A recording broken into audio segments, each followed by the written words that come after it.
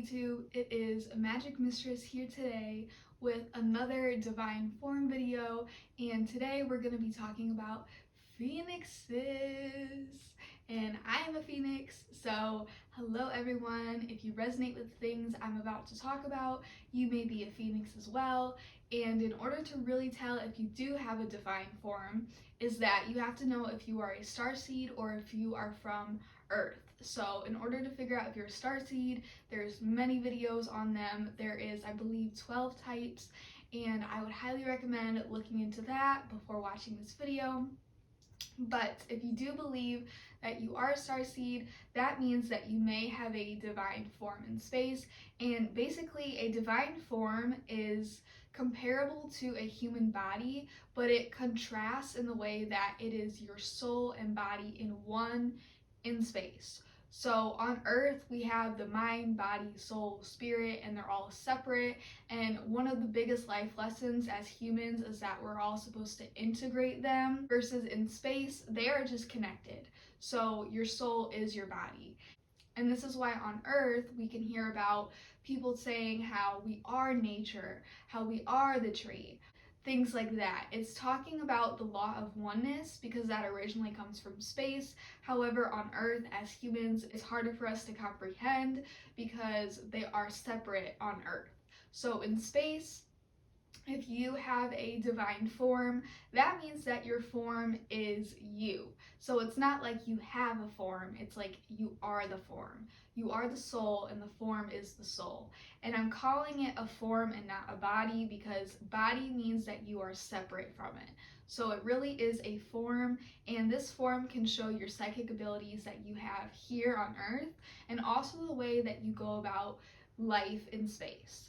So that's what we're going to be talking about today, and it's going to be about phoenixes. So stay tuned for things that you may resonate with if you are a phoenix. I first want to say that phoenixes are regularly seen paired with dragons.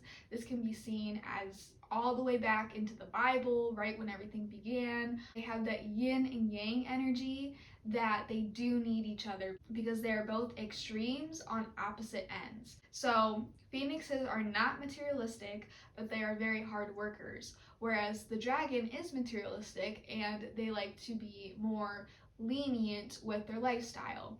And this can be seen as phoenix being the more masculine energy, whereas dragons are the more feminine energy. Phoenixes compared to dragons are not as intuitive because in space they cannot travel to the 12 dimensions. One of the main things with phoenixes is that they do not have an ego, yet they have a hidden self that they do not really show to everyone. But it's different from the ego because they do this because they feel that they cannot fully be safe unless they are somewhat being fake. And part of that is because they have a lot of knowledge, and they do have to have somewhat of a different persona, because if they were authentically themselves around every person they knew, people would just use them for their knowledge and then leave them when they get it. So they really do just have to have a different persona for their protection.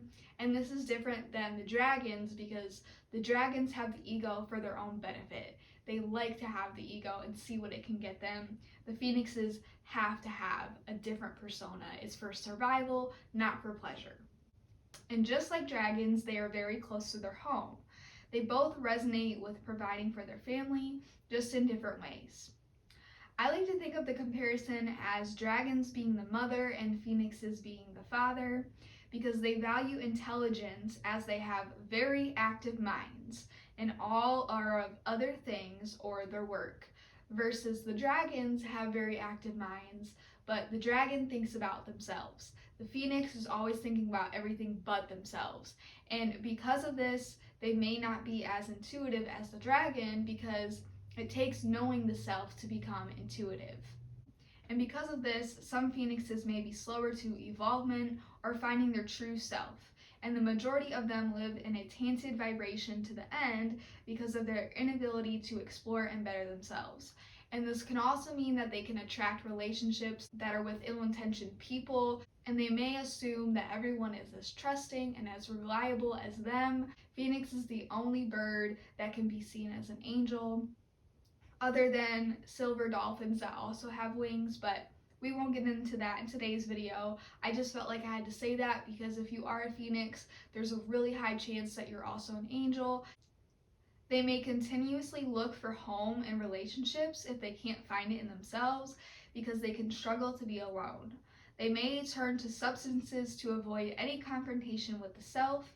They can be addicted to sex as well, as it is a way to escape from the ongoing thoughts of life's troubles. And they usually have the fantasy of being swept away by someone that they fall in love with. The major theme for phoenixes is that they want to build a future to share with someone else. And this is how they are different than dragons, because dragons want to build a future so that they can get away from everyone else. Phoenixes only want to build a future if it means that they can have a beneficial connection with someone else. So a lot of them, they can be very stagnant until they get this vision or they figure out what they really want in life, and then they take off. But until they get that vision, they can be very stagnant. They are hard workers and will continue to work even if they don't have to because of their abundant nature to give.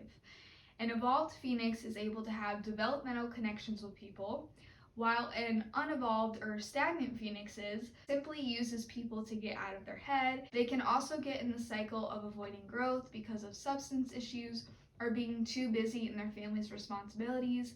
And in this case, if they are still looking for relationships when they're in this cycle of their life, they usually just would use people to get out of their head and not form a developmental connection. They go through lots and lots of periods of transformation, and an unevolved phoenix compared to an evolved one is a whole different thing. They can really have expansive ideas that might not be reality oriented until they may connect with a dragon that can help bring these dreams to fruition, but usually they are very visionary thinkers and they have to work hard to ground themselves to make these things actually happen. And because they are so expansive, they have a lot of emotions, which comes in at times that it's not exactly appropriate. These people can be prone to outbursts, crying randomly, getting irritated randomly. It's all those things that is the authentic part of the self. They would do the same for someone else if they were acting that way, which can contribute to attracting toxic relationships because they settle for a lot in themselves, so they settle for it in another person. And this is all part of the transformation that they have to go through because they initially have unconditional love and they have to grow to have love with conditions. And usually with everyone else, it's the opposite. They have to learn to have unconditional love and not judge and be open. But for the phoenix, this is just how they're wired, and they realize that they can get hurt if they don't guard themselves. They're not ashamed to show who they are. Sometimes they can also lie to themselves or have a big ego, but they are never separated from this ego. So that's the wisdom that they have in them. I wouldn't call it intuition, but it's the part of them that they don't let themselves get disconnected from who they are. They know that all parts of themselves are all valuable and validated. They're really accepting of themselves and therefore everyone else. The way that they operate in space is that when it's time for them to die and get reborn again, respawn in another place. Someone on here definitely plays Minecraft. But if it's time for them to respawn, then they literally catch on fire, they burn, they turn to ashes, and then they end up somewhere else and they're brand new all over again. And now I'm gonna go over some physical traits that you can recognize them with. So the hidden colors of their skin can be red, and they're usually recognized for having skin that is more olive toned. If it doesn't have a red tone, it has olive tone with it. And they have small jaws, very small, with a sharp chin, and their nose and eyes are the focal point of their face. And they may also be petite or have smaller bones. They may have bone issues like osteoporosis or something like that. The 22nd degree is anywhere that's influential in your birth chart. That is a key sign that you are a phoenix. And I also want to talk a little bit more about what I mentioned, how they can be angels. So almost all of them are angels in some way. And I'm saying in some way because we know that there is fallen angels and angels. And Spirit told me to give the message that if the sun and rising are the same in a birth chart, that means that they are an incorruptible phoenix. So that means they're a good spirited phoenix. It doesn't exactly have to mean they're an angel, but it means that they're incorruptible. I'm going to talk a little bit more about being an angel. If you do think you are also an angel, with being a phoenix, with being a starseed. Angels, their purpose in life is to really be selfless to others, which is why phoenixes are usually hard workers. They're leaders. They like to be selfless, and this is all traits of being an angel. However, if they're a fallen angel, they can have other people work for them to get their own benefit. And that's usually a sign that the phoenix is off track. And if they get into certain drugs, I'm going to mention Coca-Cola. Coca-Cola is really bad for anyone, but specifically phoenixes, because it is the drug of the DEVIL. So if they do that, that's just opening a portal for their soul.